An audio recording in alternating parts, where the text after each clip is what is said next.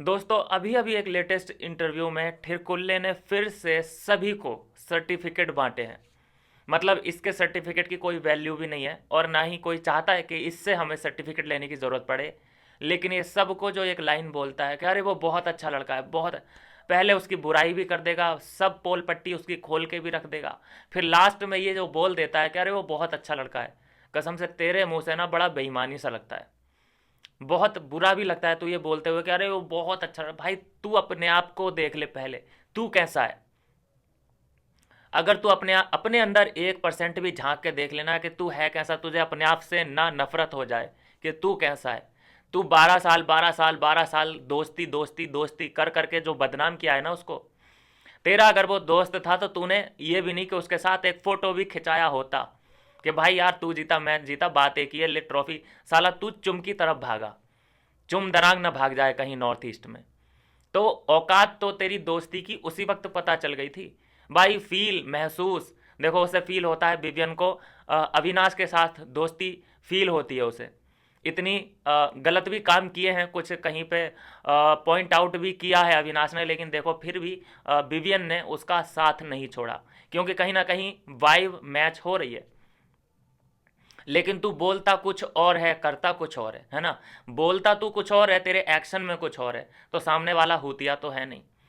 ऐसा दोस्तों मैंने आज तक नहीं देखा किसी सीजन में कि रनर अप को ट्रॉफी छूने का मौका ही ना मिला हो। चलो एक को तो हारना ही होता है, और पहली बात जहाँ पे फिक्स है विनर पहले से ही, तो वहाँ तो फिर विवियन, मतलब हमने आस लगा के बैठे थे कि भाई वोट डाला गया है सबसे ज़्यादा विवियन को, तो विवियन यहाँ जीतने वाला है।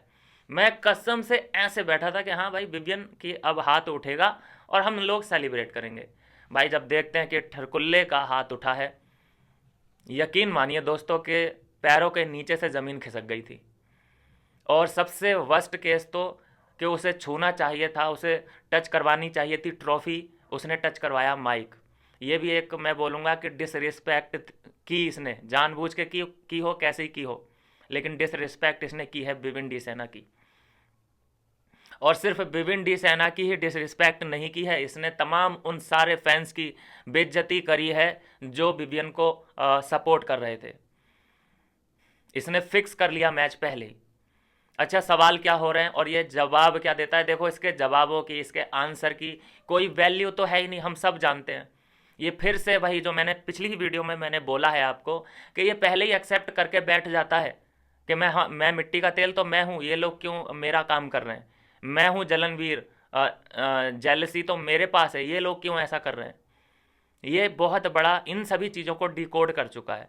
लेकिन ये जितना ये ठिरकुल्लापना कर रहा है, ये सोच रहा है कि मेरी फेस वैल्यू बढ़ रही है। नहीं, ये किसी भी बड़े स्टार की निशानी नहीं होती है कि वो छोटी छोटी छोटी बातों को लेकर एक माजरा तैयार करे, एक पूरा ड्रामा क्रिएट करे। दोस्तों सिंपल क्वेश्चन मेरा उन लोगों से है, चलो आप लोग को तो मैं जानता ही हूँ और आप लोग मुझे जानते ही हैं, अपन दोनों एक दूसरे को जानते हैं कि हाँ भाई ये फिक्स विनर था। मेरा सवाल है यहाँ पे ठिरकुल्ले के फैन से, क्या अगर वो वाकई अपने आप को डिजर्विंग मानता है तो इतना वो अपने आप को जस्टिफाई करने की कोशिश क्यों कर रहा है। वो क्यों हर इंटरव्यू में ये कह रहा है कि भाई जनता ने मुझे वोट किया है, जनता ने मुझे वोट किया है, जनता के आधार पर मैं जीता हूँ। भाई अब तो उससे कोई पूछ ही नहीं रहा। वो इग्नोर भी तो कर सकता है, अपने काम पे ध्यान भी तो दे सकता है। लेकिन वो जानबूझ के अभी तक 2 इंटरव्यू दे चुका है और मेरा अनुमान है कि अभी 2 इंटरव्यू और देगा मेन चैनल को। बढ़िया जो चैनल हैं उनको, वो जो उसके दुकानदार हैं उनको इंटरव्यू देगा। तो हर इंटरव्यू में ये जस्टिफाई करने की कोशिश कर रहा है कि मैं डिजर्विंग था और जनता के वोट के आधार पे मैं जीता हूँ। जनता मुझे बहुत प्यार करती है, जनता ऐसा मानती है कि उनके घर का ही कोई जीता है। ये जो ढकोसलेबाजी बता रहा है ना, इसको एक्सेप्ट सिर्फ तेरी जनता कर सकती है। आई मीन ठुरकुल्ले जो फैंस हैं वो ही कर सकते हैं, अदरवाइज और कोई नहीं करेगा। तेरी इन बातों में करण बटर जो लग सकता है वो ठिरकुल्ला फैंस पे ही लग सकता है, बाकी किसी पे नहीं लगेगा। ये सोच ले दोस्तों। एक जो नैरेटिव मैं बोलता हूँ कि नैरेटिव बर्ड बहुत बड़ा है। नैरेटिव ये क्या सेट करने की कोशिश कर रहा है, और ये मीडिया से निकला हुआ एक बहुत बड़ा मैं बोलूँगा प्रोपोगेंडा है। जो बोला जा रहा है कि रजत को जो नुकसान हुआ है वो एल्विस के आने से हुआ, नहीं तो रजत के बहुत चांस हो रहे थे कि वो जीत सकता था। ये कितना इन लोगों ने सवाल पूछे हैं हर जगह अलग अलग आदमी से कि रजत के सपोर्ट में अगर एल्विस ना गया होता तो रजत जीत सकता था। ये कितनी बेकार बात है। मतलब एल्विस के आने से रजत का मतलब वो उसके हाथ से ट्रॉफी निकल गई। अबे तू तो फिक्स विनर पहले से ही था, लेकिन तू रजत और एल्विस के बीच में क्यों दरार बनने की कोशिश कर रहा है। और ये मीडिया का इसमें बहुत बड़ा रोल है। मीडिया ने ये सवाल सबसे पहले रजत दलाल से पूछा था, उसके बाद चाहत पांडे से भी यही सवाल पूछा, उसके बाद इस ठिरकुल्ले से भी यही सवाल पूछा गया। अच्छा, इस सवाल को रजत दलाल ने भी नकार दिया और चाहत पांडे ने भी नकार दिया कि नहीं नहीं ऐसा कुछ नहीं है, जो होना था जो नसीब में था वो हुआ है। इसमें कोई एल्विस का कोई वो बैकफायर जो सपोर्ट था वो बैकफायर नहीं किया है। लेकिन उन दोनों ने तो इनकार किया, लेकिन ये मान गया इस इंटरव्यू में, ये माना है कि हाँ सर मुझे भी ऐसा ही लगता है कि वो बैकफायर किया है, अदरवाइज वो नहीं आता तो शायद वो जीत सकता था। तेरे ठिरकुल्ले पने सिर्फ तेरे फैंस भाई वो ही इन चीज़ों को मान सकते हैं, बाकी तो कोई मानेगा नहीं। तू अपने फैंस को खुश रख सकता है, बाकी और किसी को खुश नहीं रख पाएगा। ये बहुत प्रोपोगेंडली बहुत बड़ा वाला ये गेंडा है, प्रोपोगेंडा है, और ये फैलाने की कोशिश कर रहा है। एक तरह से रजत और एल्विस के बीच में दरार पैदा करने की ये कोशिश कर रहा है। और जबकि मैं मानता हूँ कि अगर ये इतना ही सुलझा हुआ आदमी है, इतना ही ये सब चीज़ों को समझता है, तो अभी तक ये सक्सेसफुल क्यों नहीं है। मैं देखिए, आप भी जानते हैं हम भी जानते हैं कि जो बिग बॉस में जाते हैं, ज़्यादातर का मैं बात कर रहा हूँ, ज़्यादातर तो देखो फेम नाम पहले ही लोगों ने कमा रखा है। उनको तो एज ए मतलब एक बड़ा सेलिब्रिटी भी होना चाहिए शो के अंदर। लेकिन ज़्यादातर देखा जाता है कि जिसको वो चाहते हैं कि हाँ इनको काम मिले, अपना डूबता करियर लेके जाते हैं बिग बॉस में, और अचानक उन्हें बहुत ज़्यादा ऑडियंस मिल जाती है। जैसे कि मैं भी विवियन को इस सीज़न से पहले नहीं जानता था। आई एम श्योर कि आप में से भी कई लोग होंगे जो नहीं जानते होंगे। तो बिग बॉस में जाने का ये तो फ़ायदा होता है।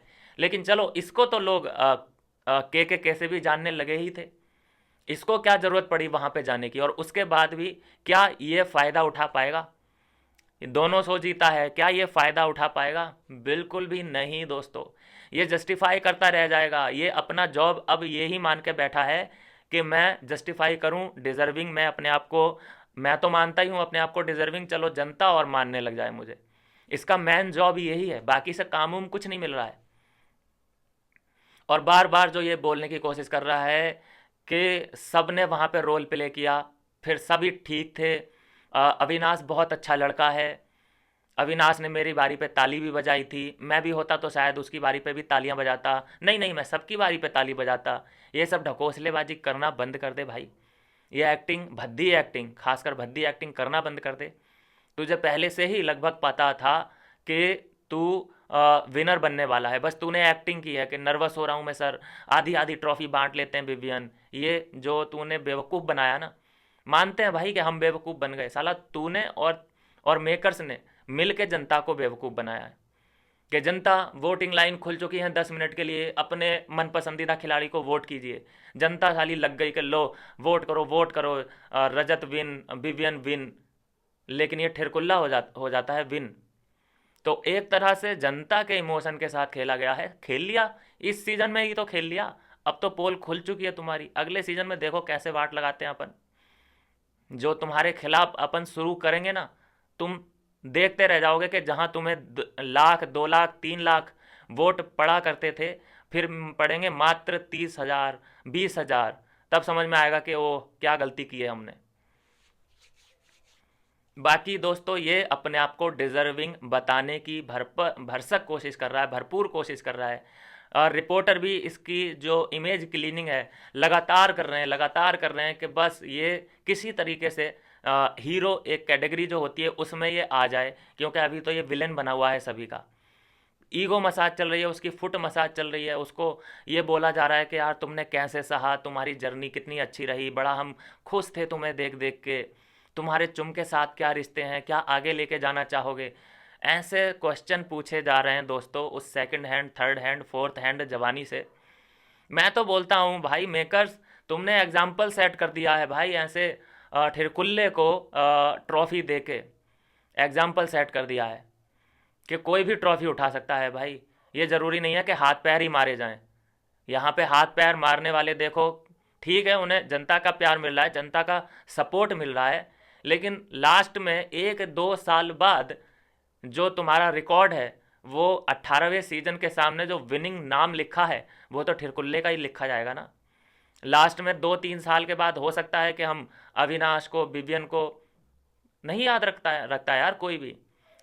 याद रखे भी जाएंगे, ऐसा नहीं है, लेकिन भाई विनर जो लिखा है उसके सामने जो नाम ठिरकुल्ले का ही होगा। तो ये कहानी है, और ये कहानी बहुत गड़बड़ है। इस सीजन में मैं बोलता हूँ दोस्तों कि इन्होंने बहुत गलत एग्जाम्पल सेट किया है। इस आदमी को विनर बना दिया। इस आदमी को विनर बनाने के बाद जिसको खुद पे अपने आप पे डाउट हो सकता है, शायद वो बोल रहा है कि मैं ही डिजर्विंग था, लोगों ने मुझे वोट किया है, लेकिन कहीं ना कहीं साला पता तो इसको भी है कैसे हर जगह ये सेटिंग कर लेता है। मैं सोच रहा था कि एलविश यादव इससे कुछ बुलवा पाएगा, उगलवा पाएगा। भाई उधर भी इसने अपने ठिरकुल्लेपने से एलविश की बुद्धि भी घुमा दी, वो भी नहीं निकलवा पाया। हालांकि टोंट मारे उसने भी कि देखा कैसे आई ये ट्रॉफी, लेकिन सब मजाक मजाक मजाक मजाक, हर चीज़ में मजाक। भाई मजाक कॉमेडी, मतलब देखो हम तुमसे ठिरकुल्ले से कॉमेडी, तेरी कॉमेडी सुन के या तेरे वन लाइनर सुन के हम एंटरटेन नहीं होते भाई। हमें कॉमेडी शो देखना पड़ेगा तो हम देख लेंगे, कई कॉमेडी शो आते हैं, लेकिन तुझसे हम एंटरटेन नहीं होते। तू अपने वन लाइनर मत मारा कर। अगर तुझे लगता है कि तेरे वन लाइनर इतने फेमस हैं तो तू एक चैनल बना ले भाई, उधर अपनी वीडियो अपलोड कर दे, तेरे ठिरकुल्ले जो फैंस हैं वो देख लिया करेंगे, हो सकता है वो एंटरटेन हो जाए।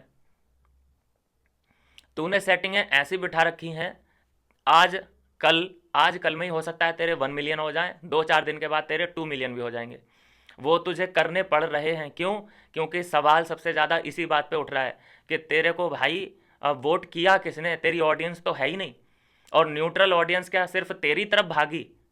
न्यूट्रल ऑडियंस की एक बात आती है कि भाई न्यूट्रल ऑडियंस भी होती है तो सबका मन एक ही तरफ भागा, तुझे ही फेवर किया। न्यूट्रल ऑडियंस का मतलब न्यूट्रल होता है, और न्यूट्रल ऑडियंस 3-4 लोगों में बढ़ती है, लेकिन तू ये मान के बैठा है और सबको ये बता रहा है कि भाई न्यूट्रल ऑडियंस का पावर। भाई उल्लू किसी और को बना, 80 तो बनने नहीं वाले।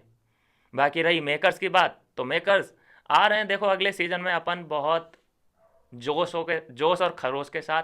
इस बार तो ज़रूर तुमने हमारे इमोशन की धज्जियाँ उड़ा दी हैं, लेकिन अगले सीजन में दोस्तों मैं प्रॉमिस करता हूँ आप लोगों को, और आप मुझ पर पूरा विश्वास रखिए कि अपन मज़े लेंगे, फुल ऑन मज़े लेंगे दोस्तों। समर्थन करते हैं इस बात का तो आप कमेंट कर दीजिए कि मज़े लेने हैं कि नहीं लेने हैं। अभी इमोशन की ऐसी तैसी नहीं लगवानी है। मिलते हैं दोस्तों नेक्स्ट वीडियो में नई अपडेट के साथ।